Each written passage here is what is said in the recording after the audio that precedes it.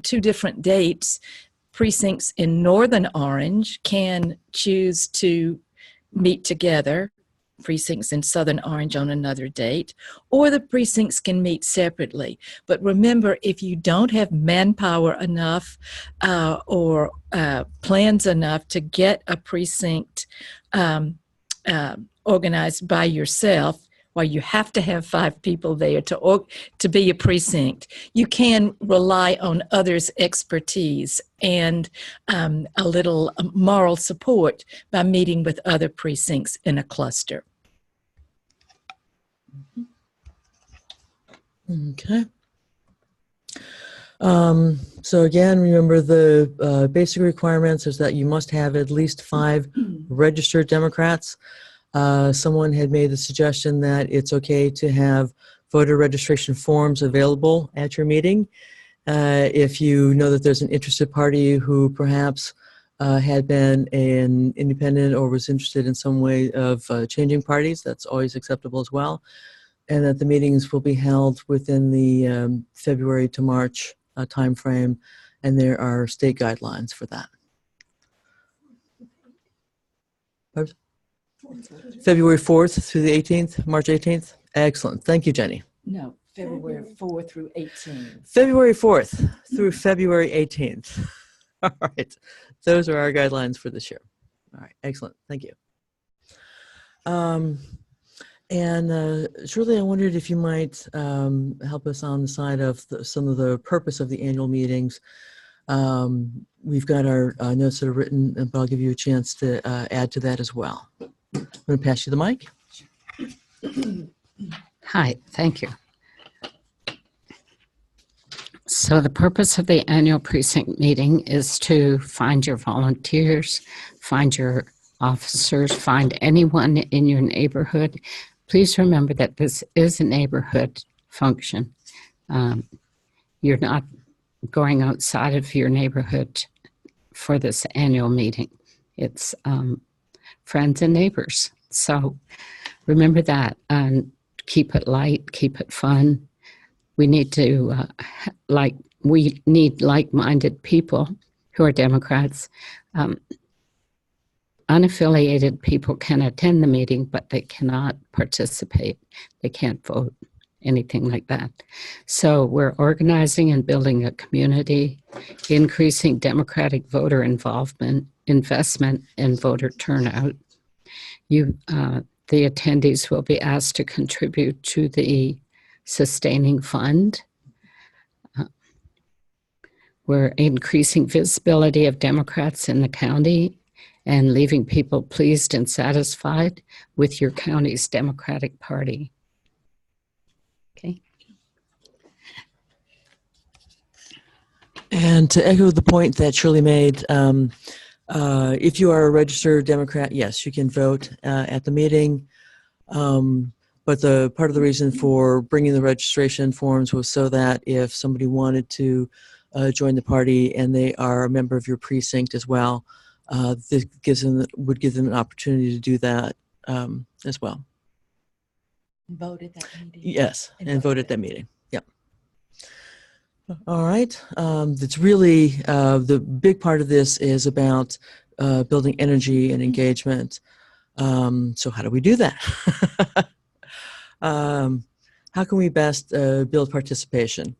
And I'd like at this point, if you have specific questions or issues that you have seen either at other meetings or you knowing your own precinct, if you have specific questions, go ahead and pop them into our chat room, all right?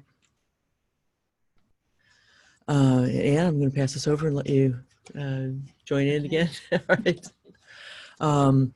But I'd like this to be a little interactive. And so we've got some notes here, but this is your opportunity to join in on things that you have found effective or things that you may have questions about, all right? One of the important things I think to remember about precinct organization is that there really is no specific one-size-fits-all for precinct organization. So remember that whatever you do, do what suits your precinct. One of the things that you'll, of course, need to do is have an effective way of communicating with the people in your precinct and publicize your meetings. It's important to have the annual meeting well publicized. Flyers in public places is a good way to go about doing that. Of course, there are e-blasts that you can do, or emails. Some precincts, however, don't have excellent internet connectivity. So for those precincts, and yours may be one of those, you might think of things like telephone trees, or even, I think some precincts even use postcarding as a way of getting in touch and making sure that everyone knows about the annual meeting and about subsequent meetings. Then how do you find enthusiastic Democratic voters?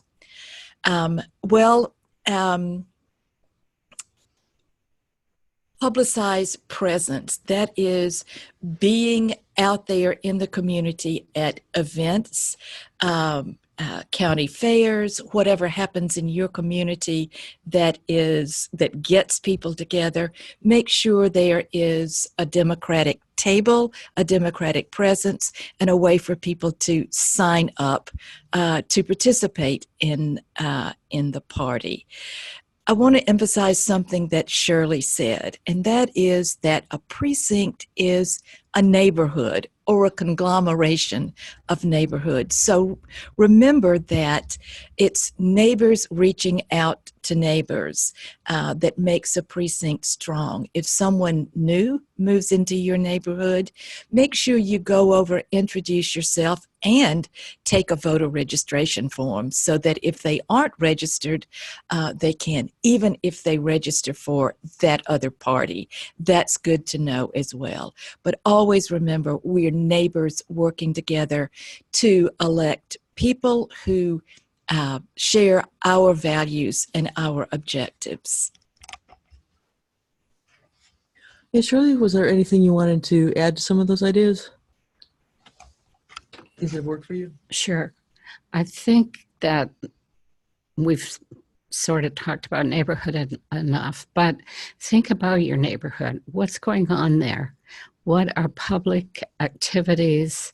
Are there stores? Are there restaurants? They might let you put a sign in the window.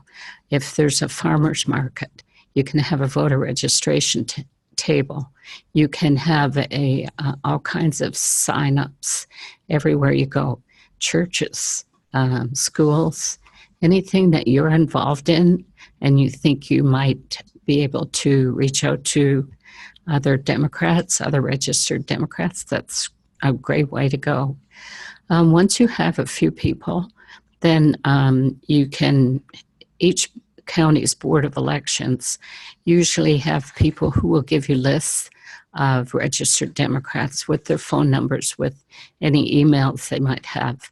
You can send emails, you can make phone calls, and once you have a core group of people, then they'll reach out to their friends and set up phone banks, everything you can do to think to interest people into coming to your meeting and getting to be involved with people in your precinct. Mm-hmm. And one other thing, don't forget Vote Builder, the resource that puts you in touch with any flavor of Democrat that you want to, whether it's people on your street, in your neighborhood, people who voted Democratic in the last election, people who lean Democratic but don't vote very often. All of these are people that you can reach out to, and you can certainly find, using Vote Builder, the Democrats in your precinct, whether they are gung-ho or just sometimes they are in Vote Builder, and you can get in touch with them. Okay, that's a great point, Shirley, as well, is don't be afraid to ask, all right?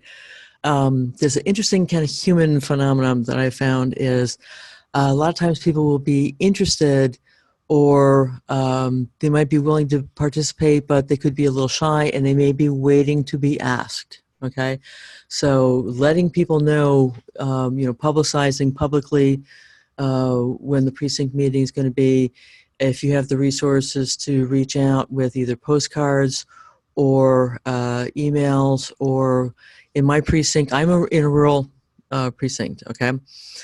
We've got more than 3,000 people, and we're spread out over 3 different townships.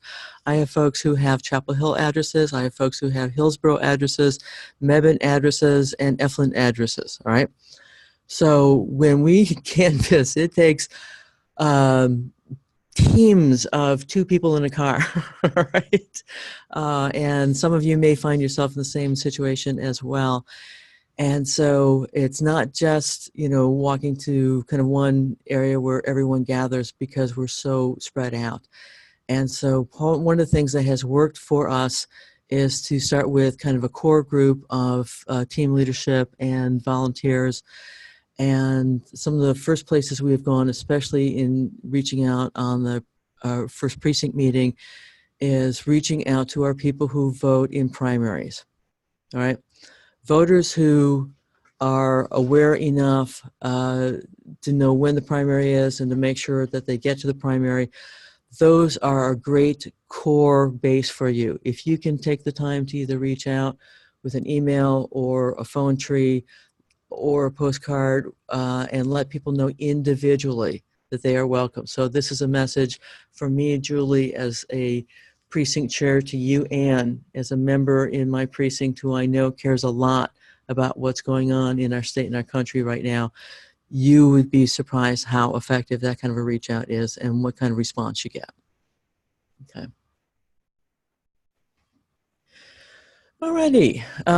I've told you I'm in a rural precinct. It's not at all unusual to have a precinct that maybe is a little sleepy, or it's a little unorganized, or it was highly organized, and then some of the folks who had been a part of that leadership team are no longer involved for a variety of different reasons, and so it can go back into being kind of unorganized.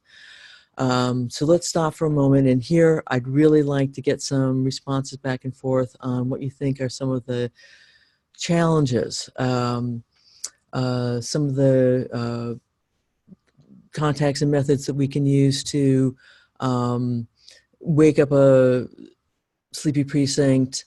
What are some realistic goals that we can work with, and maybe even some success stories that you know about?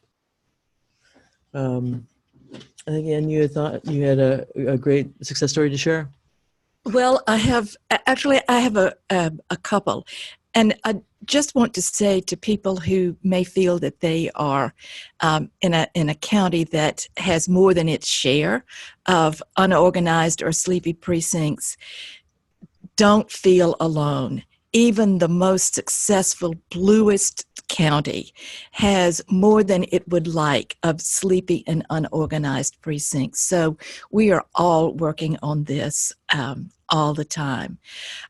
So I do have a couple of things that worked in precincts, one in Orange County and then a couple in other counties, about how to wake up a sleepy precinct. One comes from a county that I worked with in a precinct very much like Julie's, very spread out. Part of the precinct was very rural, some was suburban, urban. People were scattered and very dissimilar. One of the things that helps wake up a precinct is to have some sort of identity. What is it about your neighborhood that's special, or your precinct that's special? Well, this particular neighborhood didn't have anything much but the name of the precinct. It was Falkland. And so they made up a little slogan, Falkland Folk Vote. And they made T-shirts, and they wore their T-shirts, so that suddenly being part of Falkland Precinct was a thing, and it was something that people could identify with. Another precinct, this one was in Orange County, coalesced around an issue that was troubling precinct members, and that was a development that was going to go in across the highway from this part of town that was going to jam traffic. And there's nothing that brings a neighborhood and a group of neighborhoods together better than a good fight with City Hall. I don't necessarily recommend fighting with City Hall, but if there's an issue, maybe it's potholes in the road. But look for issues that people in your area, in your precinct, are local issues that they are concerned about, and get them interested in that. It just occurred to me today, too, that 2020 will be the centennial of women's right to vote in this country. What a great thing to have as a sort of cohesive thread for precinct meetings and to interest people in the precinct. Celebrating what are all the things that we can celebrate about women having the right to vote, but only for 100 years. How hard women worked for that, what a precious privilege it is. So something like that, an issue or a celebration or just a slogan that could give your precinct some sort of identity so that everybody feels part of a tribe, belong. Shirley, do you want to add something in? I was just going to read this idea that came in.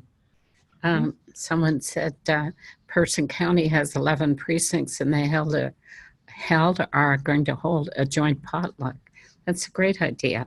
Anything that can get people out, and a lot of this is just stubbornness, not giving up. When you're the one who's wanting to organize or work to organize a precinct, you have to persevere. And sometimes you'll have a meeting and you won't get enough people, and you just keep it up because you're the one that can do it. You really are.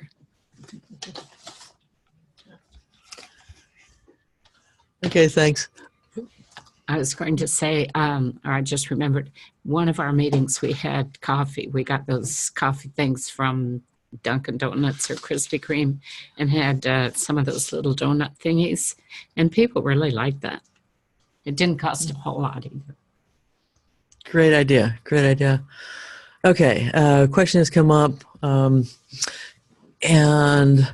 it's a natural introduction, kind of actually going towards our next slide, or what are some of the special challenges and values if you're in a red precinct or red county? What are challenges, strategies to inspire people to get involved in some of the values of engagement?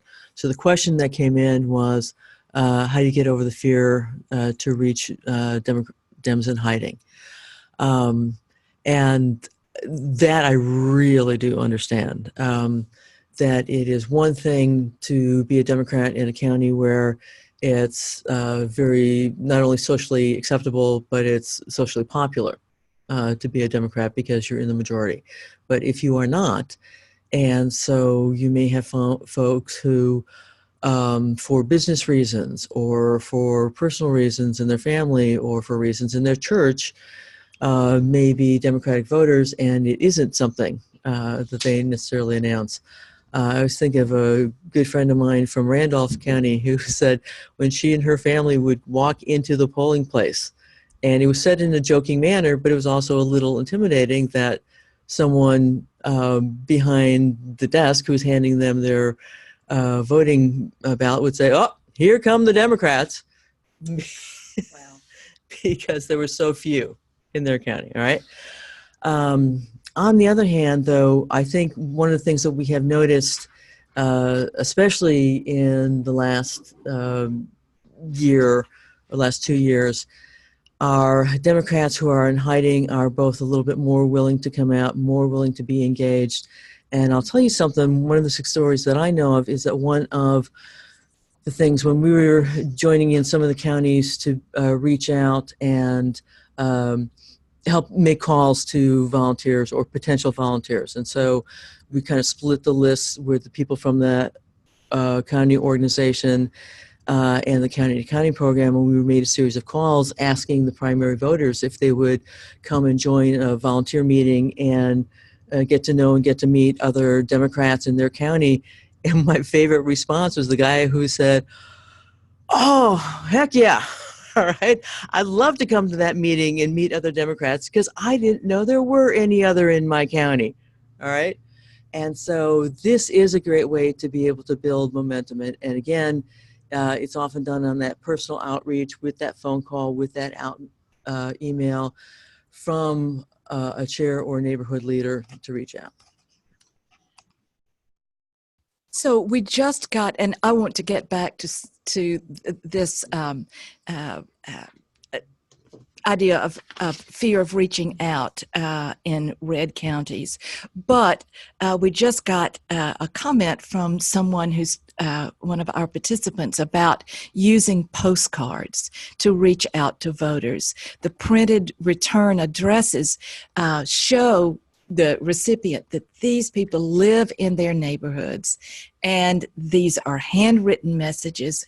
And in an age where handwriting and is almost disappearing, that is really special to get something from somebody. It's not printed, it doesn't pop up on your computer screen, it's from another human being. And so I do think that using postcards is a very good way, and many people are discovering that to be the case.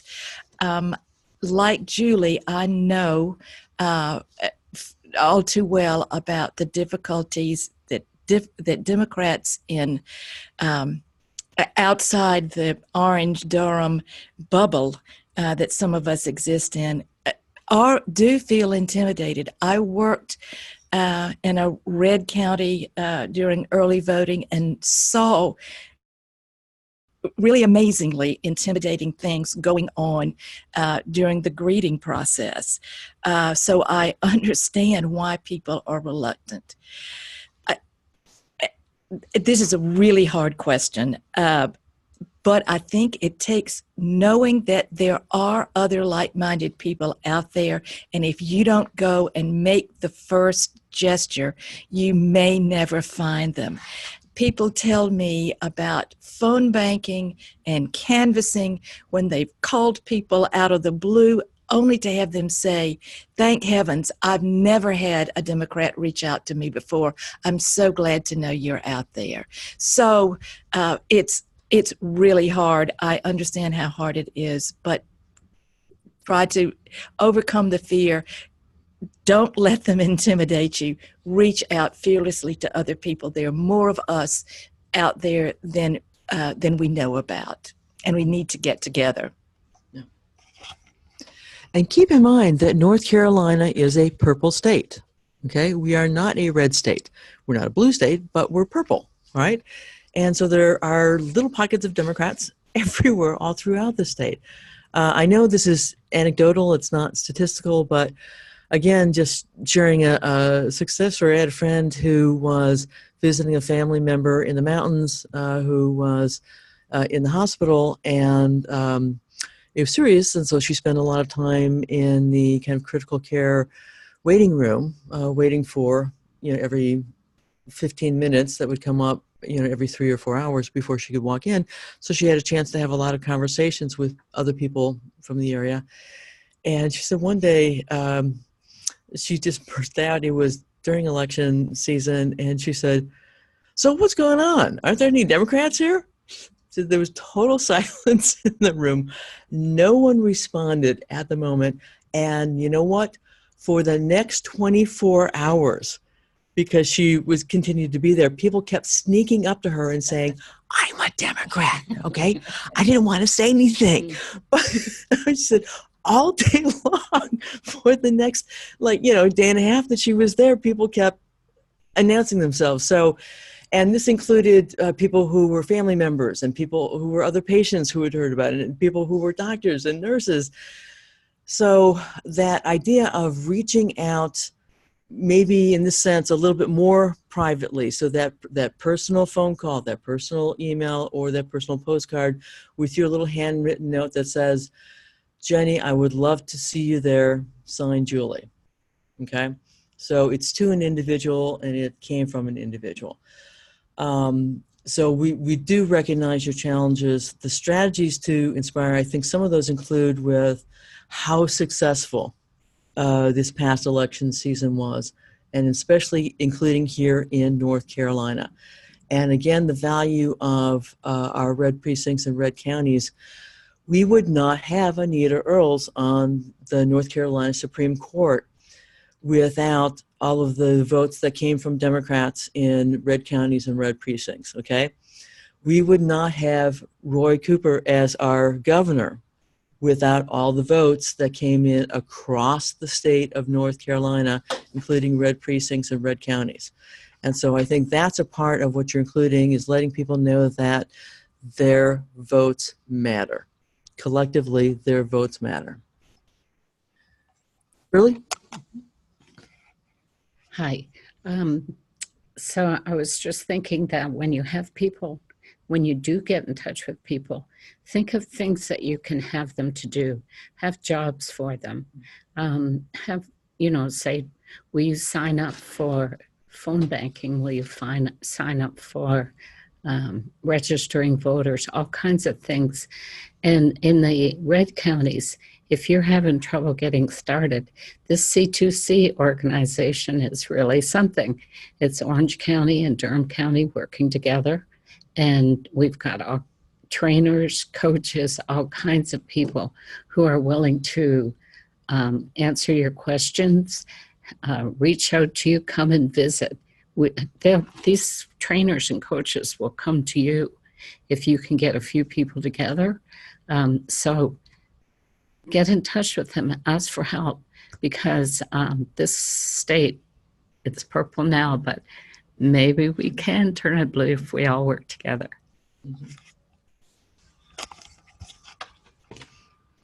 I think that's a great idea. And one of the things that came into the chat room that I also love is having a monthly Democratic social it could be at a brew pub. For some folks, it might be a coffee house. For some place, it may be the best ice cream location in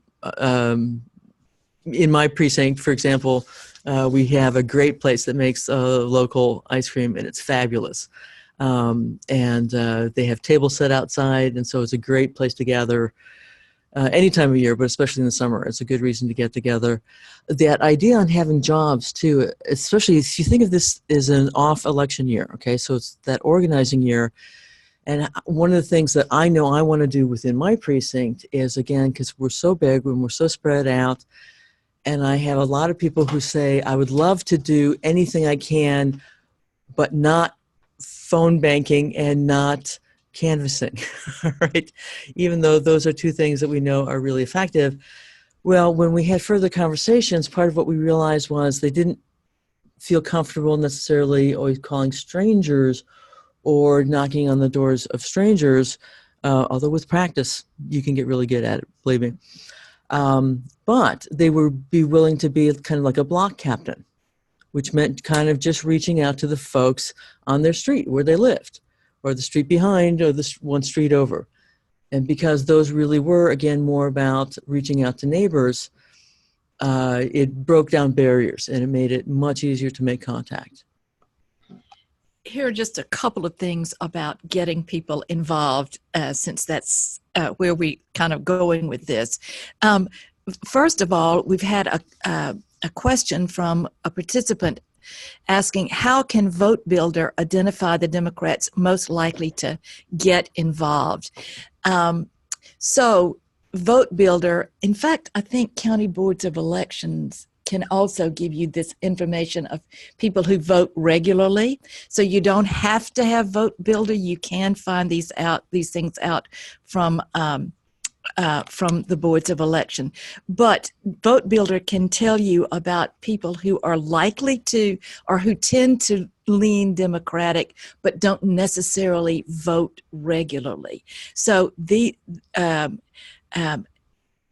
if you in your precinct don't have someone who is data savvy, I think that our data team in county to county can help you find out those kinds of that kind of information.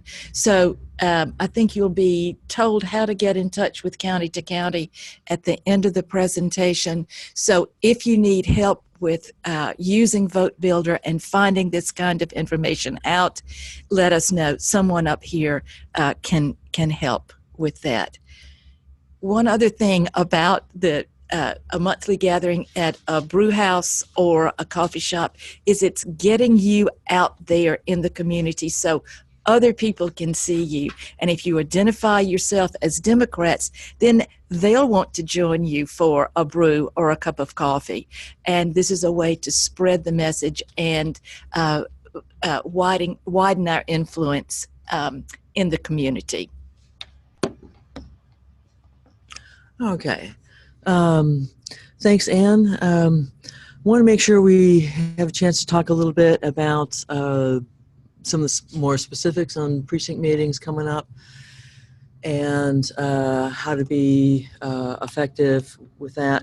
And again, because I have folks who have other experience with this. Oops.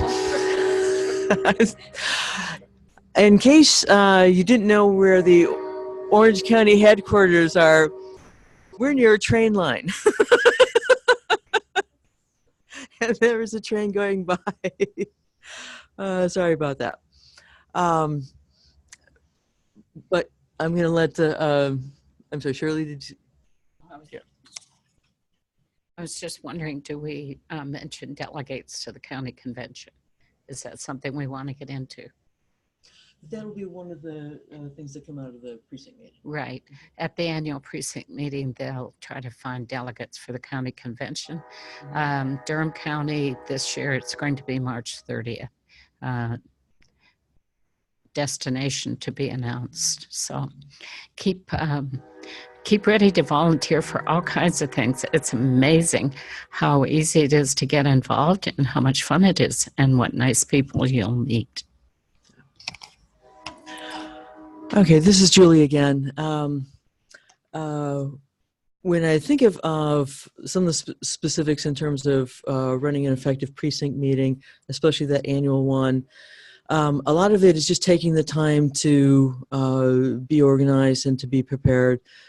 Typically, you're going to be getting some materials from your county to be able to work with, both on some of the issues and some of the process. And like I said, when some of the county meetings are coming up, this is your opportunity as far as getting the word out on how people can get involved, both locally and with larger issues within the state. It's a great opportunity when you talk about leadership responsibilities.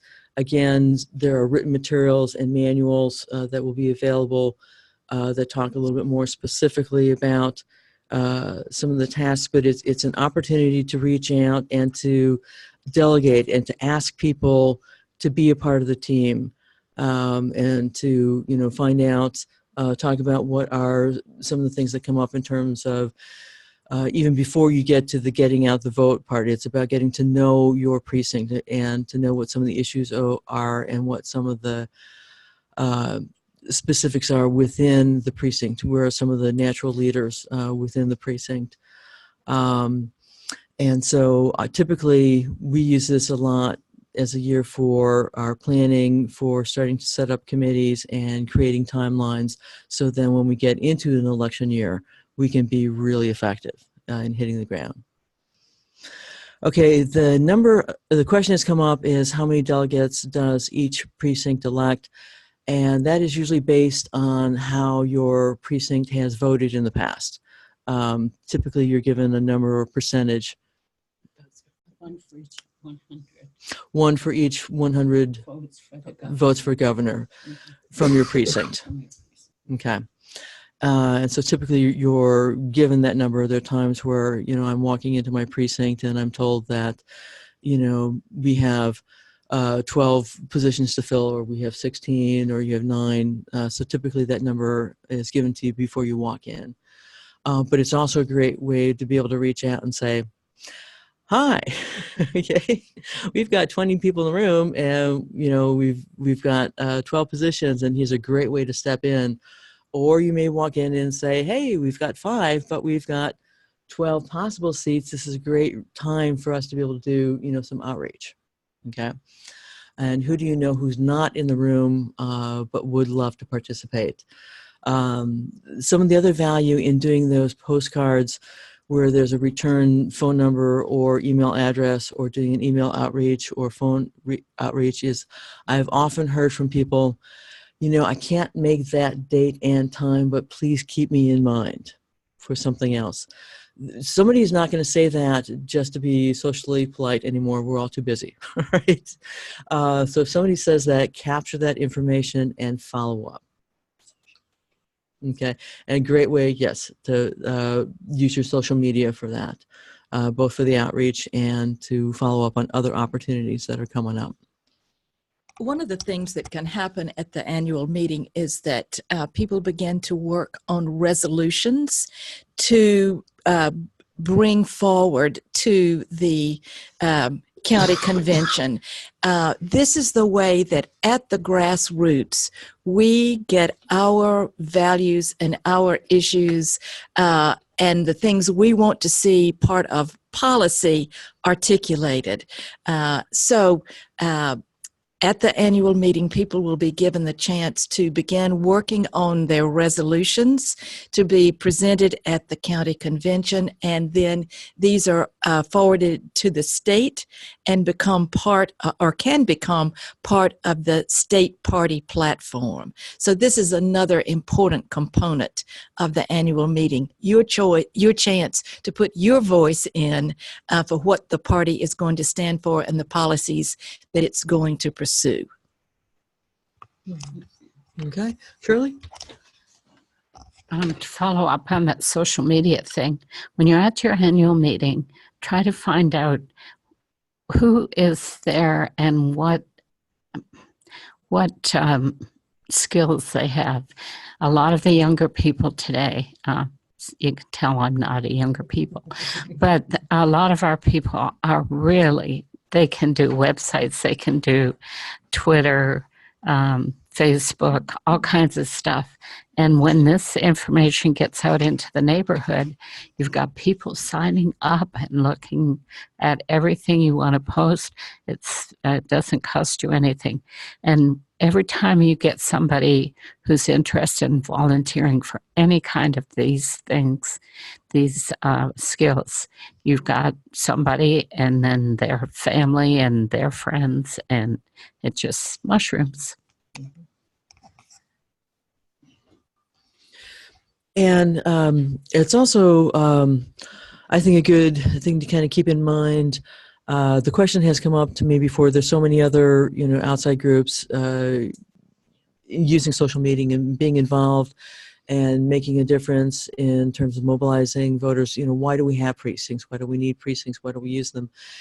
And if you go back to our founding documents, all right, both with federal constitution and state constitutions, part of how all of our governments are organized, from local methods to county to state, we're not all just voting for things online, okay? And you find that the polls that can be the most easily influenced and skewed are ones that are done online.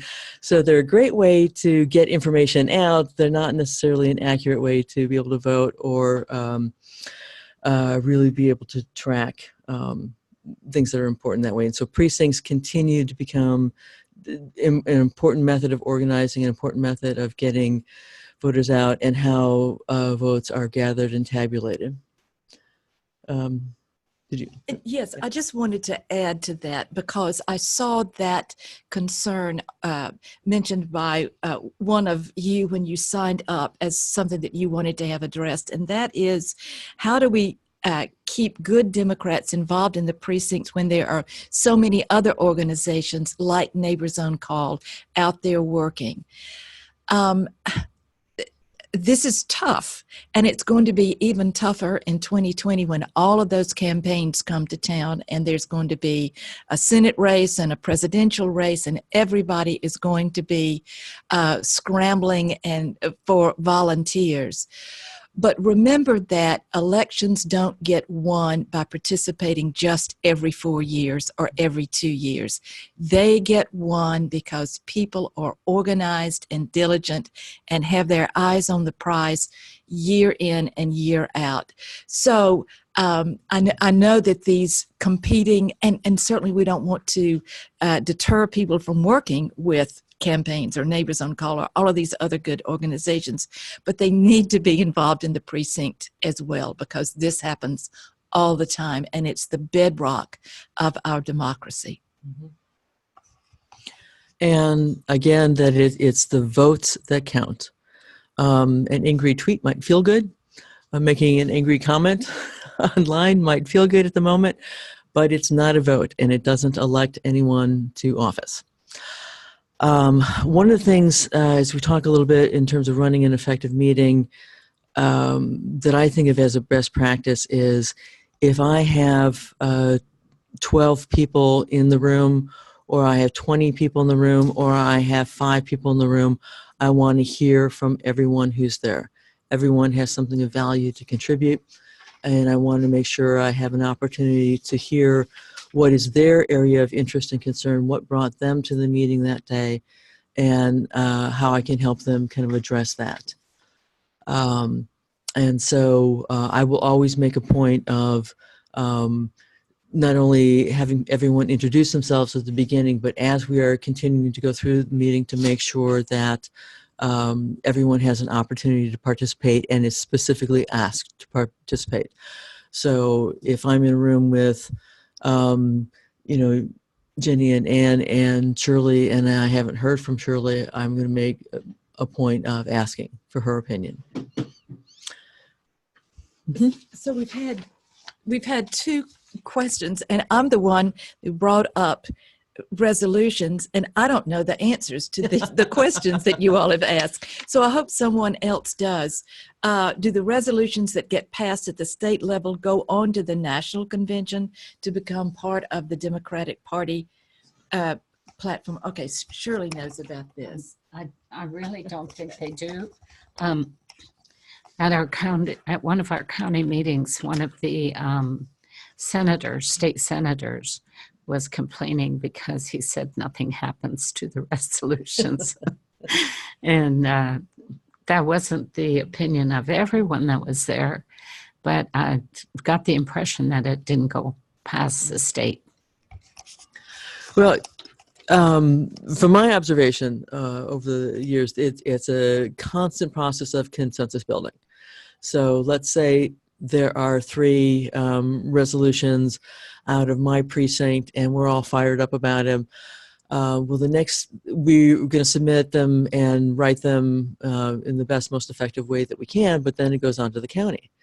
And the county may say, out of these 3, we have found some similarities with resolutions that have come in from other precincts, and so we're going to push some things together and have a committee that works on it. And so my specific thing that I wrote in my exact words might not be what's passed by the county, but typically there will be something that addresses that issue, and then people will vote on it. And so if I'm really the only person in the county who thinks that's important, my resolution might not pass. But hopefully if it is something that is of value to many people within my county, then there'll be an opportunity for it to go forward onto the state level. And again, there's the same consensus building process. Okay. Okay. Is there a list of current resolutions? Typically not at this point. Mm-hmm. More often than not, this is where everything's bubbling up to the surface. Okay.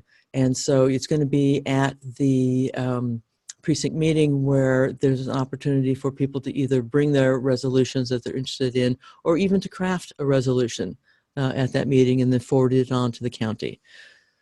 At the county level, that's typically where there's going to be a list of resolutions that a committee has worked together to create, and that everyone's going to have up for discussion and consideration. Shirley?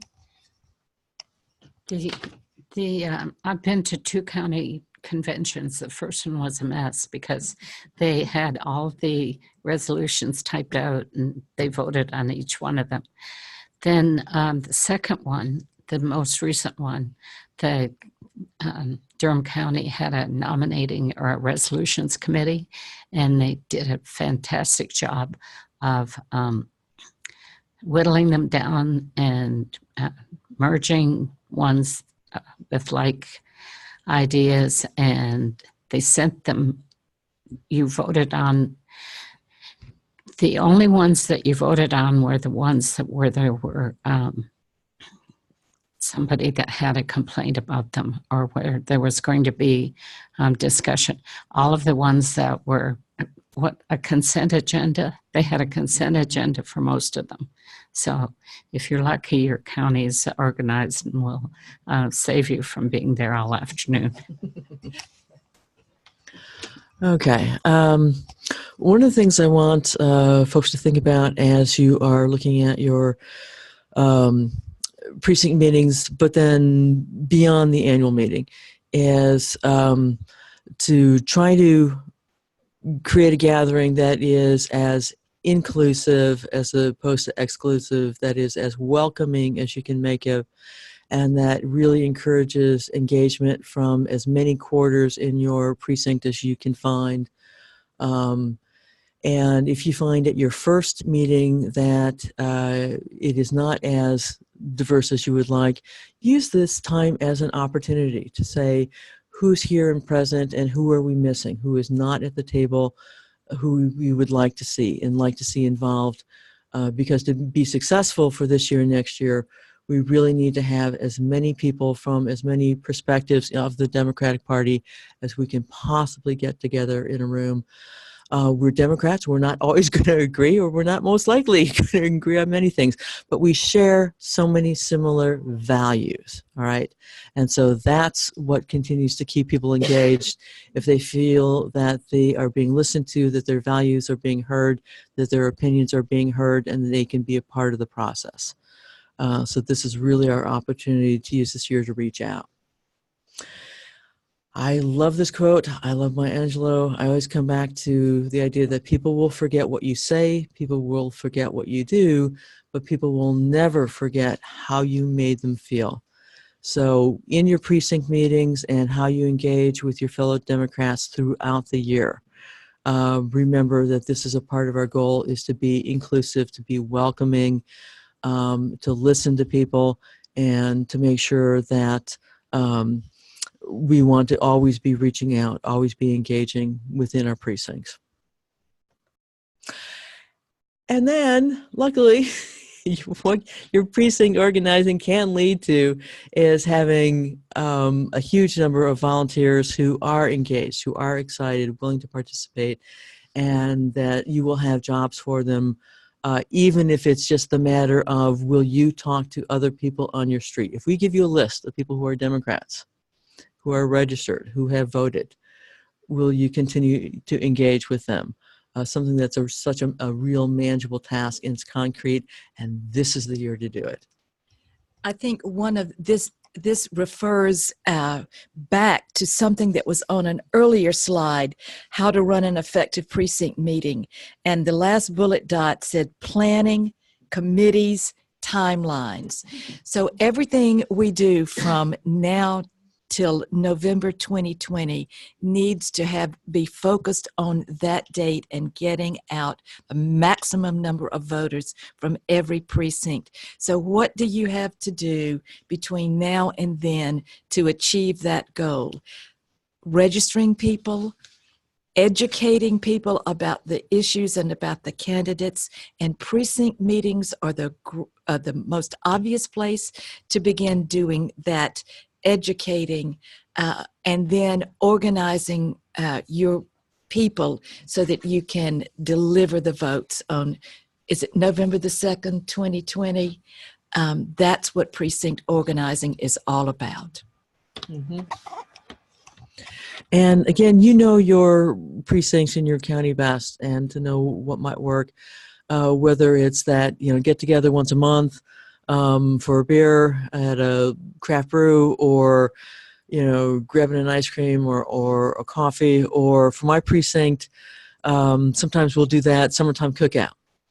And, the precinct will invest in the hot dogs and the hamburgers, and then everyone brings something. Yeah. Okay. And again, it's just an opportunity to stay engaged, help people find those other Democrats. I cannot tell you how many times I have canvassed in my neighborhood and had somebody say, so my neighbor like 2 doors down, are they a Democrat? I can't tell, right? And so they've held back on conversations. They've been shy from the earlier question of helping people find those other Democrats in hiding and helping them reach out, because I know I'm going to be more confident. We don't want to start arguments in the neighborhood where we live. We want to work together and be peaceable. But if you can help me find out that Ann is as strong of a Democrat as I am, so the next time when we see each other by their mailboxes, I can be like, so did you see what was going on today? And I know that we are going to have a good conversation. Okay. And so this is what you can do. You can help people connect. And the same thing when you're asking people to volunteer, don't think of it as a burden, as a task. You're helping people to make connections for something that you share a common value for. All right. Shirley, did you have any concluding thoughts for us? Just that precincts can be something really good in your life too. We have seemed to we lose touch with our families and things like that.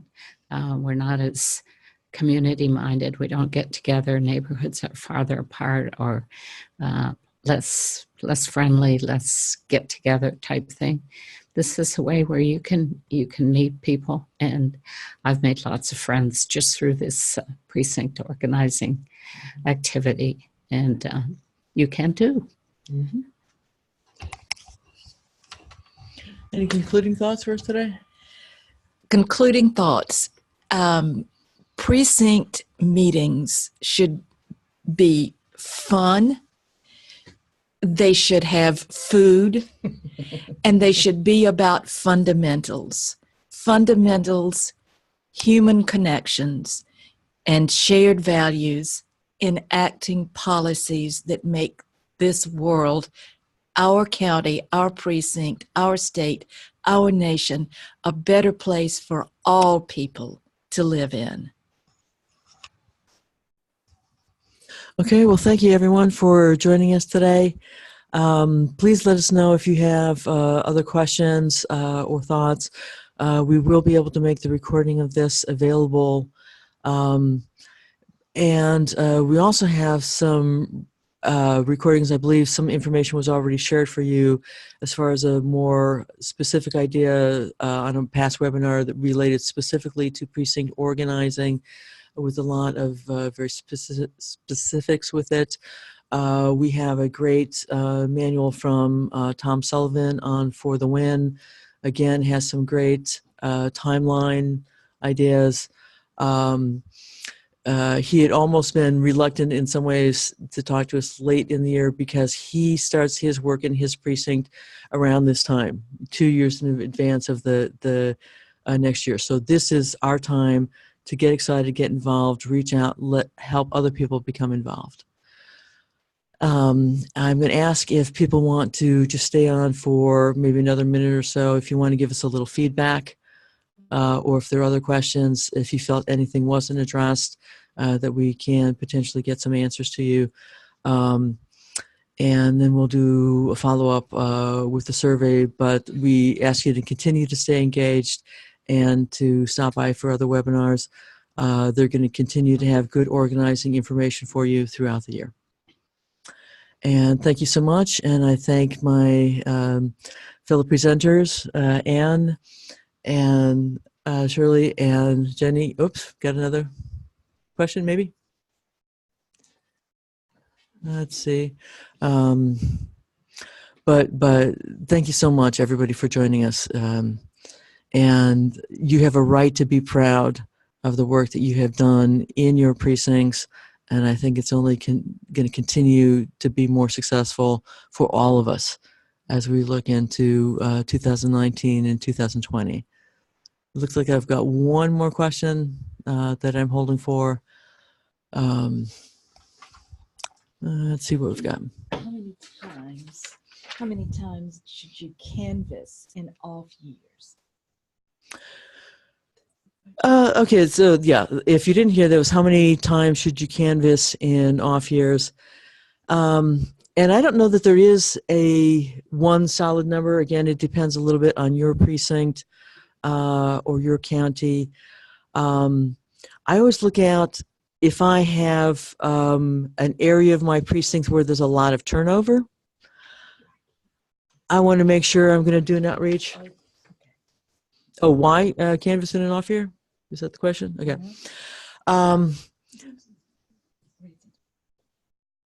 Okay. One good reason to canvass in an off year is to get acquainted and to find out what issues people are interested in. This is a wonderful way to engage people. It's a wonderful way to find out what sorts of programs you might have at precinct meetings to attract people, and it just can be an excellent guideline. Did your precinct do a survey? One of our precincts in Orange County sent out a survey to precinct members and collected a great deal of really useful information. Of course, in election years, you're going to be canvassing for candidates and so forth, but you can canvass for other reasons, to find out issues, to meet people, to get them engaged. Mm-hmm. Okay. And there is a precinct chair training manual that is available. It was created in part through the Durham Democratic Party training team, and I'm going to give you. Oh, we'll send you the link to it. But again, there's just such great information out there. So whether you've been doing this for a while and you're looking for some fresh ideas, or you're new to the position and you want to know where to start, I recommend that you take a look at the precinct chair training manual that's available out of the Durham Democratic Party training team, as well as some of the other things that we have mentioned today. And my thoughts on why you do this in an off year is, I have always felt, don't just reach out to me, Democratic Party, when there's an election coming up and you need money and you need me to do something tomorrow. That's kind of like asking me to the dance on Saturday, but you only call on Friday night. All right. I think it's respectful to reach out to people now and to find out what their areas of interest and concerns are, and to give them the opportunity to get involved now when they know we're not going to turn around and just ask them for money or to do a heavy time commitment right now. It's a great time to just kind of reach out, even if you're just breaking it up into smaller neighborhood barbecues or stuff like that. It's also has a practical advantage in cleaning up your voter contact list to find out who's really living in this house and what their phone number and email address really is. So there's a practical reason, another practical reason to canvass in an off year. All great ideas, all great ideas. Again, thank you everyone for joining us today. I hope this has been helpful and useful for you. Continue to give us a little bit of feedback, and we'll let you know when we have the recording available, and we'll keep you apprised of other webinars as they come up. Thanks, and enjoy the rest of your weekend. Take care. Bye.